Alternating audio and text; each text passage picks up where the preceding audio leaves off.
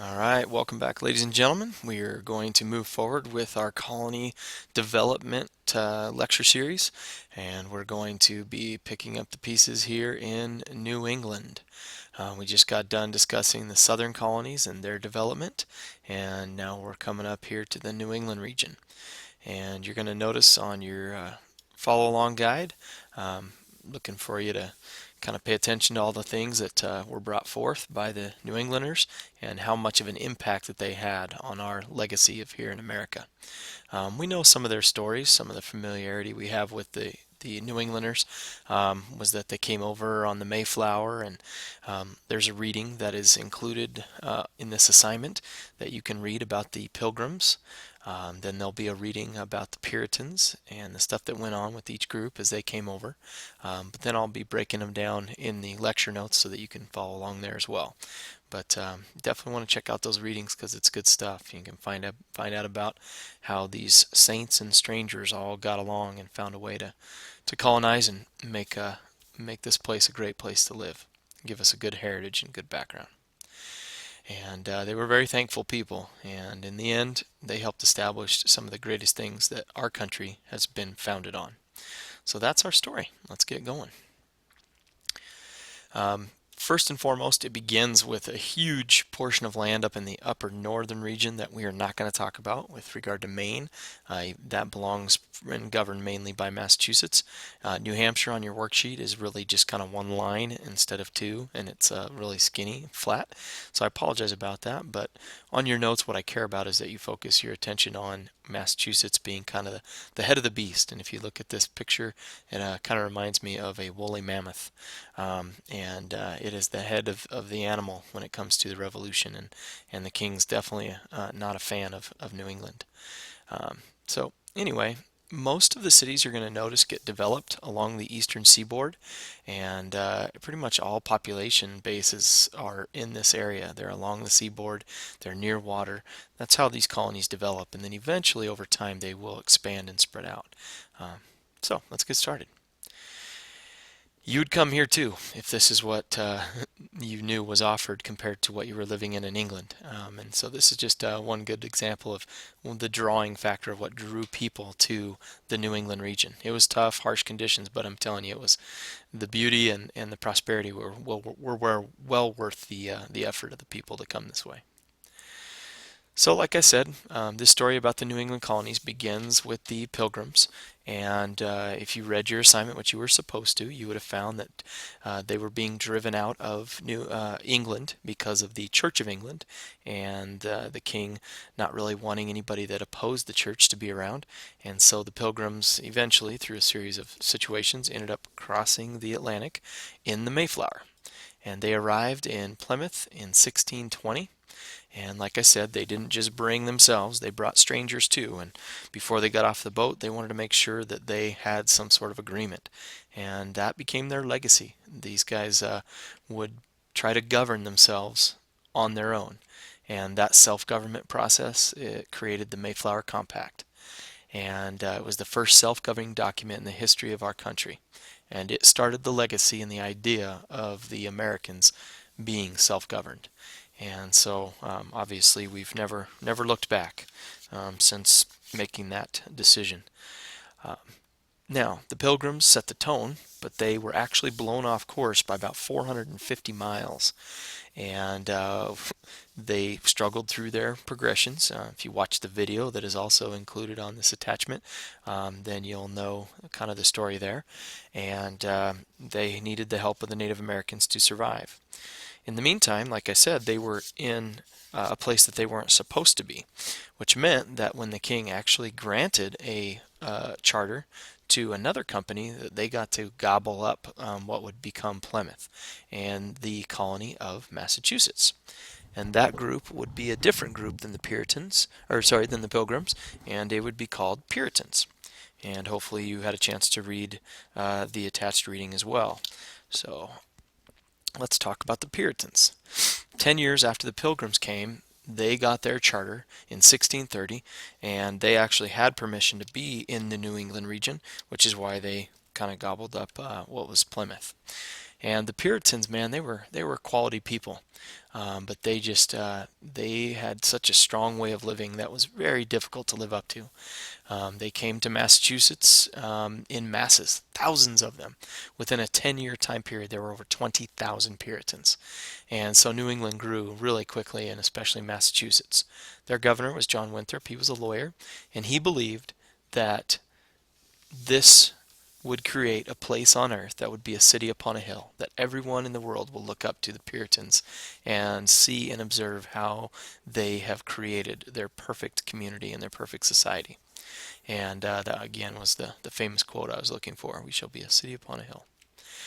They are a strict people, incredible work ethic, no starving time. They did a great job coming over and utilizing the colonies and the space that they were given. And what they did is they brought ideas that were unheard of. And what's funny is they did it on accident. They weren't intending on being, creating a government that would allow everyone to be involved. They actually didn't like that everyone would be involved. They were against democracy. But it's funny because they created the first full republic system that we still pledge allegiance to to this day. And that was huge, to bring over onto this new land a governing idea that was completely revolutionary, which 140 years later we're going to be fighting to maintain and keep. The Puritans also are the reason that you're in school, and the idea of public education was absolutely essential to their children. They also created the schools like Harvard and the university system to raise clergy, to train up other future Puritans. And remember, a Puritan is just another form of Protestant. And basically, these guys believed everything the Bible had to say, and they started reading it. Now, unfortunately, in the Bible, it talks about toleration, and the Puritans kind of left that part out. They were not tolerant at all to other denominations or other religions, very harsh people on others. They came here for religious freedom, but only for Puritans. They did end up pushing away many other quality Puritans and quality people to attain their goal of perfection, which again we all know is impossible, which eventually led them to educating themselves out of existence. And ultimately, that concept was kind of a big deal. They did educate themselves out of existence in the sense that they started asking questions, at least the kids that were reading the Bible started asking questions that they couldn't answer. And because they couldn't answer them, people said, hey, this doesn't make any sense. Why are we doing this? And eventually they made a mistake of killing a bunch of witches, which again were not really witches, but the damage had already been done, and the Puritans kind of slowly over time would dissipate. We'll talk more about that as we get to the Great Awakening and the creation of other congregational churches. In the meantime, some of the people that left Massachusetts because they weren't welcome headed south. And when they went south, they ended up in places like Connecticut. And one of the cool stories is in 1636, a guy by the name of Thomas Hooker, he established a farming community. Farming was not common in New England region at all. The land, the soil was too rough and rocky for it, and it was cold and short drying, growing seasons.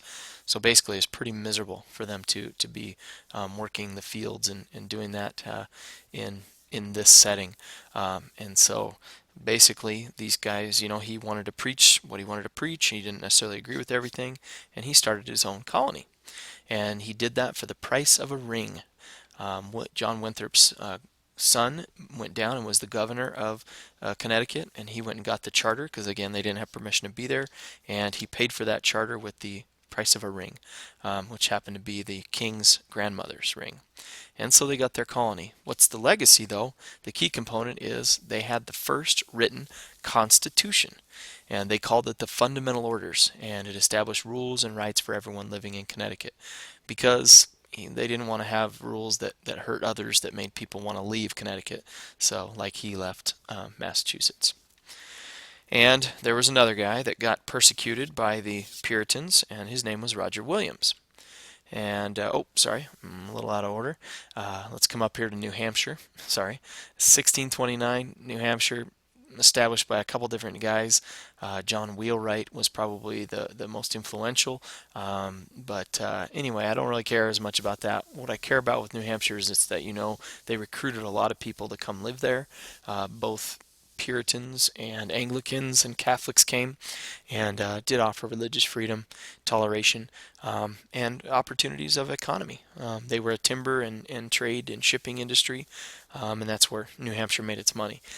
Beyond that, I'm not asking you guys to know much about New Hampshire.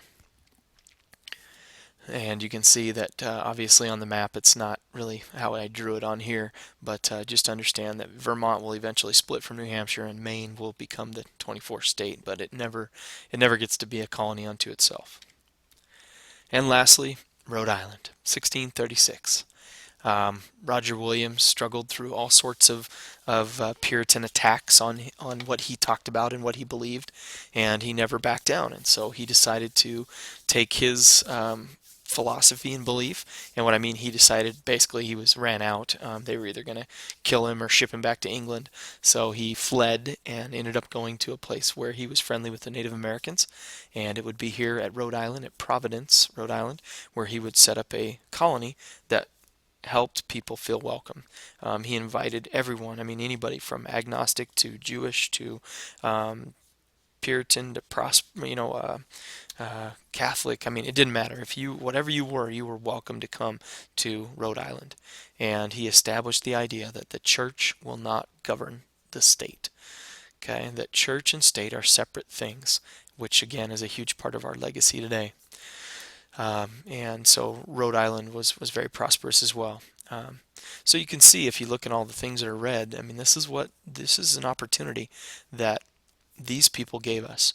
The Puritans established New England as a quality place, and because of that, it created so much opportunity and legacy that we still have today. And in the end, the concept of allowing religious toleration, allowing religious freedom, teaching kids to read, having a republic system where people get a vote for every position in power, creating a written document that states what your freedoms are. This is all a part of what would become the key source of who we are. And like I said, the beauty of New England is world famous.